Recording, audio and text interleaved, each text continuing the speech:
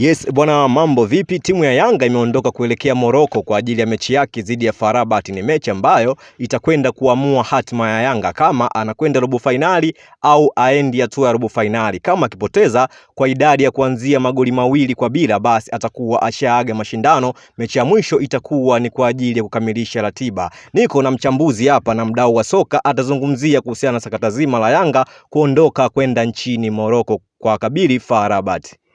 Bwana, hiyo mechi itakuwa ni mechi ngumu sana kwa sababu tunajua kabisa Yanga kwa sasa hivi amejipanga kiuwezo wake wote, kwa sababu anaenda kucheza na timu ambayo imefungana pointi. Kwa hiyo kila mtu hiyo mechi kwake yeye ni ngumu, kwa sababu Yanga kwa upande wa pili wanaitaka sana hiyo mechi. Tunajua kabisa Yanga amecheza na vigogo wengi sana. Al Ahly amecheza naye hapa nyumbani, wametoka 1-1. Kwa hiyo inaonyesha kabisa Yanga amejipanga, na Yanga ni timu ngumu sana. Kwa hiyo na tunajua anaocheza naye alimfunga hapa nyumbani. Kwa hiyo ina uwezekano mkubwa sana Yanga kwenda kupata pointi kule ugenini, kwa sababu amejipanga kinoma noma na anaweza akaondoka na pointi 3 kule ugenini. Lakini yote kwa yote tunajua kabisa timu ya FAR Rabat mashabiki wao wamefungiwa kwenda uwanjani kwenda kushangilia timu yao. Hivyo mechi itakuwa haina mashabiki. Yanga watakuwa na advantage kubwa kwenye mechi hiyo. Hata mashabiki wa Yanga wamejitokeza kwa wingi katika uwanja wa ndege kwenda kuipokea timu yao na kuipa support kubwa, kwa sababu wanajua fika hawatakuwepo siku ya mechi uwanjani, na ndio maana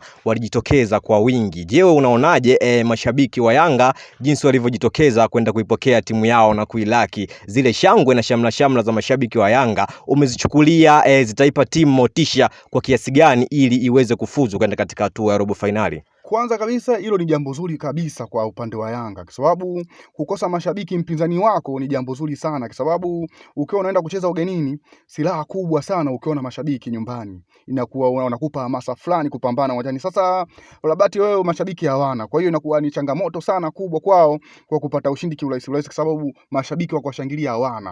Wanasemaga mashabiki wakiwapo uwanjani pia ni wachezaji nao. Kwa hiyo unaona kabisa Yanga itaenda kufanya makubwa sana, kwa sababu wanaenda pale wanaenda kucheza mpira na kujituma. Kwa hiyo hakutakuwa kuna kelele uwanjani kabisa. Kwa hiyo naona kabisa Yanga itaenda kufanya vizuri na kujituma, ili itakapata ushindi na ikaondoka na pointi 3 hiyo siku, kwa sababu unavyojua Yanga ni timu bora sana, na kwenye jambo la kujituma Yanga anajituma sana. Kwa hiyo mimi naona kabisa Yanga anaenda kupata pointi 3 kwa ugenini na anakuja na ushindi mnono hapa nyumbani. Lakini jambo kubwa ni kuhusiana na Clement Francis Mzize Walidi. Bwana Mzize toka amepata majeraha amerejea, na mechi dhidi ya FAR Rabat anaweza akawepo uwanjani. Ni mchezaji ambaye wanayanga wengi wana imani naye, wanayanga wengi wana matumaini naye makubwa, kutokana hata msimu uliopita katika mashindano ya klabu bingwa barani Afrika Clement Mzize ndio alichukua goli bora. Hivyo wanayanga walikuwa wanatamani kumuona Clement Mzize akiwa amerejea tena uwanjani kuisaidia timu yao ya Young Africa katika mashindano na kimataifa, kwa sababu washawahi kufanya na ndio maana wanayanga walikuwa na hamu naye. Je, wewe unaonaje kuhusiana na Clement Mzize kurejea uwanjani? Je, anaweza kusaidia Yanga moja kwa moja, au Yanga wanahitaji mtu mwingine zaidi ya Clement Mzize ili aweze kuisaidia timu yao ifanye vizuri?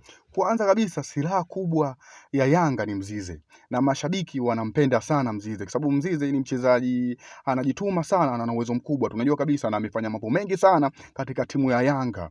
Ukimwongelea Mzize hamna timu yoyote ambayo haimogopi Mzize, kwa sababu Mzize ni mchezaji mdogo alafu ana uwezo mkubwa sana. Kwa hiyo kurejea kwa Mzize naona kabisa Yanga inaenda kukaa sehemu nzuri, kwa sababu ukiongelea namba 9 kwa sasa hivi pale Yanga Africa zinadunda sana. Kwa hiyo Mzize akiwaga yeye pale kwenye namba 9 naonaga anafanya jambo jema sana na anajituma sana, na ushindi unaweza kupatikana, kwa sababu katika nafasi kama 5-4 Mzize hawezi kuacha kabisa, kwa sababu ana uwezo mkubwa wa control mali na kufanya maamuzi mapema sana. Kwa hiyo mimi naona kabisa kwa kurudi kwa Mzize atawasaidia sana. Alafu tunajua kabisa ni mechi ngumu sana, na Mzize mechi ngumu ndo zake, anaendaga kuwaka sana na anaweza kawapa ushindi Yanga Africa. Kwa hiyo kurudi kwa Mzize naona ni jambo zuri sana. Sema tu kwenye kufiti, kwa mtu akitoka majeruhi kurudi tena uwanjani inakuwa kidogo amedrei fulani. Kwa hiyo naona mimi kwenye kufiti pale Mzize ndio itachukua muda, lakini kwa uwezo na muamini sana Mzize ana uwezo mkubwa sana. Kwa hiyo hiyo siku anatakiwa aanze fuadi mwingine, alafu Mzize ataingia kipindi cha pili, naona kabisa atasumbua,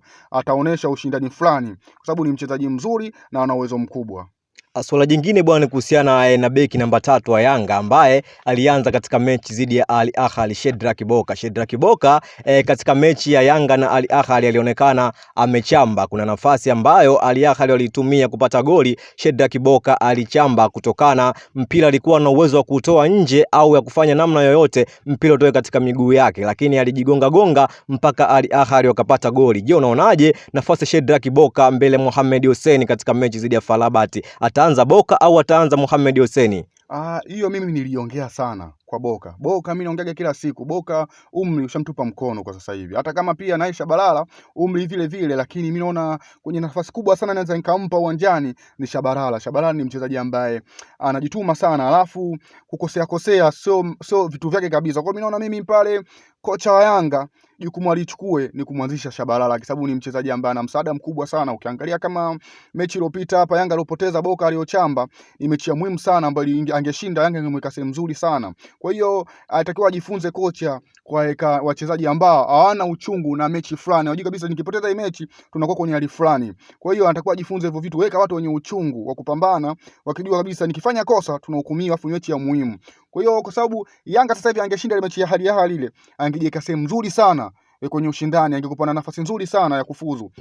Lakini kwa sasa hivi naona kama kajiharibia fulani kwa sababu ya wachezaji wadogo tu kwenda kukosea, kuchamba kuweka kwenye timu nafasi mbaya. Kwa hiyo mimi ninavyoona mimi Boka hataki kuanza mechi hii kwa sababu Boka ana wasiwasi fulani hivi. Ukimuona kabisa ana wasiwasi na mechi, anaandafia mechi. Kwa hiyo mimi ninavyoona mimi kabisa Shabalala anatakiwa aanze kwenye mechi ili aisaidie timu ya Yanga Africa. Naona akianza Shabalala itakuwa nafasi nzuri sana. Lakini akianza Boka ataikosti sana timu kwa sababu bado ana wasiwasi sana na mechi kubwa. Na katika eneo la ushambuliaji kuna Depu pamoja na Prince Mpumelelo Dube mwana wa mfalme. Hawa wawili mmoja wapo anatakiwa aanze. Wewe unaona vipi? Kama wewe ndio kocha wa timu ya Yanga utaanza na nani? Prince Dube au Depu ambaye ametoka Ulaya amekuja kucheza Yanga? Yanga ametoa zaidi ya bilioni 1 na milioni 300 kumpata Depu. Unaona hapo ataanza nani kati ya Depu au Prince Dube?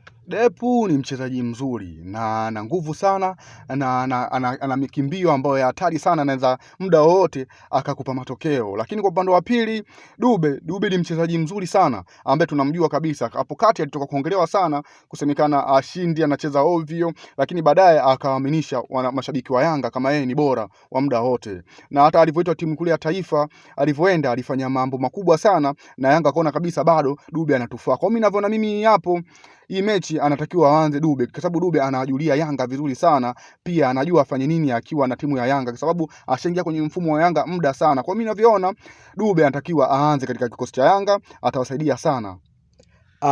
Je, wewe mdau wa soka, mpenda michezo, mpenda burudani, unaonaje kuhusiana na timu ya Yanga kwenda kucheza dhidi ya FAR Rabat? Je, Yanga anaweza akashinda au anaweza kaangukia pua akaishia hapa hatua ya makundi kama msimu uliopita? Kwa sababu tunajua fika msimu uliopita Yanga alidondoka katika hatua ya makundi, alishindwa kuvuka kwenda katika hatua ya robo finali. Shusha comment yako katika comment section, vile vile usahau kusubscribe pamoja na kulike katika page yetu.